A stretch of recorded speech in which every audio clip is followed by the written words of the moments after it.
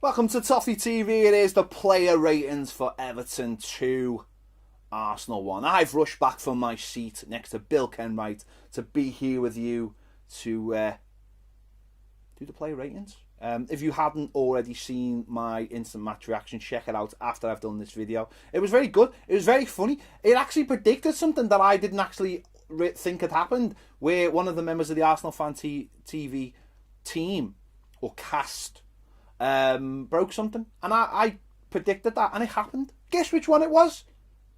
Have a guess. There you go. I'll let you have a guess which one it was. It was the really childish one with the huge forehead. Anyway, let's get into it. Another win for Everton. 3 wins in a week, up to second at this moment. Tonight we'll be second. That could change tomorrow. It doesn't matter. We won a game of football. We've won 3 games of football in a week, and we're all happy. So feel free to send your super chats in so I can get a kitchen or pay for Christmas.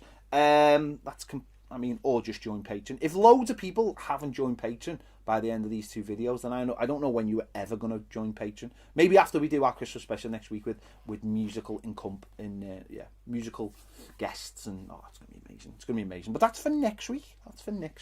This is the player ratings. Jordan Pickford, I've given him a 7.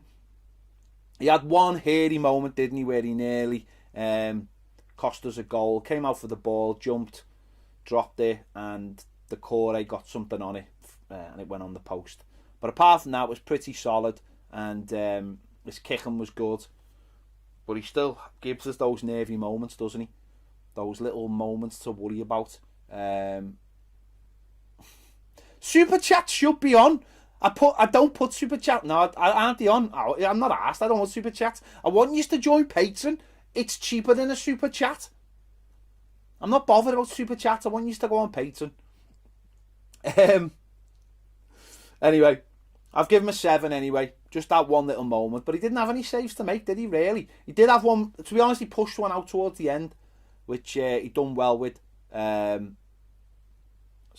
maybe, listen, I'm sure people will think I'm being generous, but me and Jordan Pickford don't exactly have a great history, do we? So if I'm being generous, then that's the way it is. Mason Holgate, I'm giving an 8. I thought, once again, he was excellent. There was a couple of moments he did switch off towards the end, but apart from that, he was excellent during the game. Trying to get forward as well a little bit, I've noticed. But his pace and his reading of the game as well is really good, and it's really invaluable. So I've given him an 8. Class again.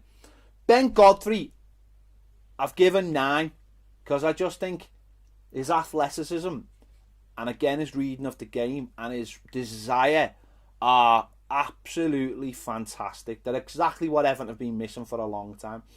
There was a little bit of worry I noticed when I think when he played right back, I think there was a little bit of worry by some people that he wasn't what we thought we were getting.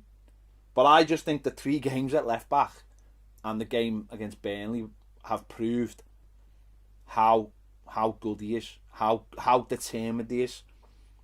No, the tackle, some of the tackles tonight, some of the runs that you genuinely thought he would get nowhere near the ball, he wins it. He makes 50-50s, 60-40s to him. And I love that passion. I love that desire. All Evertonians love that. All Evertonians love what Ben Godfrey offers. And there's more than just a lad who run through brick walls as well. There's also a bit of intelligence as well. He's playing at left back on his right foot. It's not easy. But we've seen him bomb down the wing tonight and put a great cross in that Dominic Calvert-Lewin just missed out on. I can't say enough about him, honestly. I think he's amazing. What I mean by that is that that'll always be there, I imagine, as well. I imagine that'll always be there, that determination. I think it's frowned upon in this country. Also, players that are bought from lower leagues are looked upon as being lesser than other players. And I know he played in the Premier League last season, but I think a player who has the trajectory of playing for, York and Norwich and going on loan to Shrewsbury, they have that inbuilt hunger. We've seen it with Dominic Calvert-Lewin. We see it with Richarlison as well, coming through, him through, playing in Brazil and South America. There's a desire. Holgate's got a bit of it as well, playing for Barnes and obviously going on loan at West Brom. There's a little bit of hunger. They haven't come through the academy system at a top club where maybe everything's a little bit too nice and easy for them. They've got that underlying just thing that you need, I think, to be a top player. I think players who get it too easy often don't turn out as well as other players, because when times get tough, they don't know how to deal with it. They don't know how to play on pitches that aren't carpet. They don't know how to, they don't know what it feels like when the player next year is, got to pay his mortgage at the end of the week and is hoping for his winning bonus and all these kind of things. I just think he's brilliant, so I've given him a 9 tonight. Michael Keane, an 8. I thought again, brilliant. Unlucky in the first half with a excellent effort, really, wasn't it? Just went wide. But him and Yerry Mina, I've given Yerry Mina 8. I think Yerry Mina made a couple of mistakes. Certainly for the penalty, I thought the header was poor, but obviously scoring the winning goal makes up for that. So I've given him an 8 as well. So Tom Davies, I thought Tom was unlucky tonight because I think he had a good game. I've given him a 7. He had a good game, good reasonable performance, but it's just a penalty incident. Obviously he catches the lad and he knows straight away he's catching him. It's a bit like the penalty that Andre Gomez has given away, isn't it? It's a bit like that. But apart from that, he was fine. And that penalty's not all on him, by the way. Yerry Mina, it's a poor header. And Ben Godfrey as well. And I'm just saying, these are like fine details. Ben Godfrey has the ball on the edge of the box, and he has the chance to get Richarlison away, and he underhits it, and that gives the ball back to Arsenal.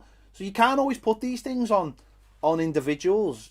It was an error. It happened. But I thought Tom was fine. I thought he was pretty consistent all game, and that's what you want when a player comes in. Listen, he's not Alan. Is he going to chase people all around the pitch? No. But he stuck to his role tonight, and I thought he done it fine. And I think we shouldn't just jump on the back of him because of one mistake. So I've given him a 7. Adelaide Decore, I've given 8. I thought he was excellent tonight. I thought he did those little extra bits of running that maybe Tom Davies and Guilford Sigurdsson weren't capable of doing. He was box to box, and he had a real appetite. And his passing was good as well. He wasn't just playing the first ball, he was holding on to it, taking care of it, and he's just last couple of games he's looked like a player who's really taken the responsibility of playing for a club like Everton Football Club under a manager like Carlo Ancelotti really seriously.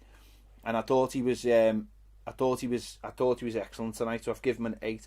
Guilford Sigurdsson, I've given him a 7. Again, consistent, set the winning goal up. Again, it's that's what 3 games in a week he's played.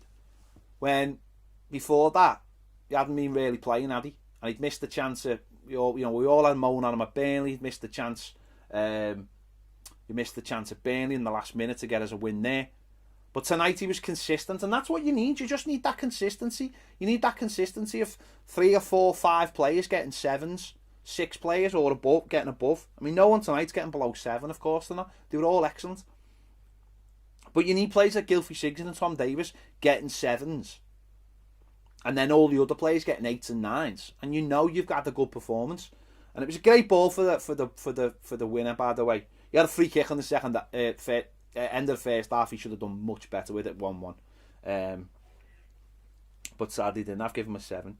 Alex Wobi, I've given him a 7 as well. Again, I thought he was fine. Found a ball, maybe let him down a time, but he kept them busy. He worked hard. Not as good as maybe the last couple of performances. A deflected shot that just went wide, but I thought again, didn't let anyone down. Done what was required, and he got a 7.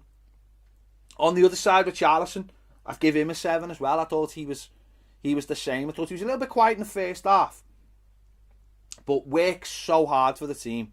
Works so hard for the team. Second half had a couple of little chances. The one where Dom flicks it onto him. Oh my God, what a jump by Dominic Calvert-Lewin, by the way. I think it was the same one, wasn't it? The angle's too tight or narrow. And he pulls it back to Wobi, and Wobi just wasn't quick enough. If Wobi had seen it earlier, and that's what Wobi's got to start doing more of, by the way, then you're in, and it's that would have made it 3-1 and finished the game off very comfortably for us. So, yeah.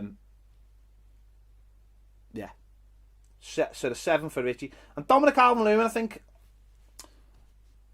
think I'd give him probably a 7 as well tonight. Or should he get an 8? I'll give him an 8 because I suppose he set the first goal up. Great effort for the shot, for the save, for the second goal, for the corner. Does brilliant in the air all game. And also just holding the ball up is fantastic. Never got a goal. I think that's 3 games without a goal now, isn't it? But we've won all 3, which is weird. But I'll give him an 8 because he just plays that position on his own so well, and no one else can play it. It's as simple as that. Nice bit of time wasting at the end as well. When he got booked, when he said he didn't know that the board had gone up. So I'll give him an 8. The subs, none of them were on long enough for me to give them anything. So I won't give them anything because I just think it's no point. So again, good, solid performance. Listen, did we play brilliantly all the game? No. Should we have finished the game off? Yes. But we've dug in and got another 3 points. And I don't care about anything else. All those players have worked hard tonight and we've won the game. And that's all that matters, and that's all you can ask for. It really is. It's all you can ask for. We're sitting nice in the league now, points-wise, position-wise, and hopefully we can go on from this. We've got the League Cup on Wednesday night, and hopefully we can get through that. And if we can, then it'll be a good Christmas, and we're becoming a tough team. All I ever asked for was for us to be a tough team to beat and not concede goals, and that's what we've got ourselves into now. And if we try and play a little bit more progressively now with people like James Rodriguez, that will still be there. Those players will still want to defend. This is something we've talked about all season, me and Baz on the shows, is do we really care about giving up goals? Well, we do now, don't we? Because we've only conceded 1 in the last 3 and it was a penalty. So we do genuinely look like a team now that really wants to defend. You add better players to that, or more attacking players, find the balance, and we'll become a good side. So there you go. Make sure you check out my instant match reaction. Make sure you check out Baz's instant match reaction and his 3 things. And yeah, give this video a like, subscribe if you haven't already, and come and join us on Patreon. It's boss daily live videos that you can get involved in.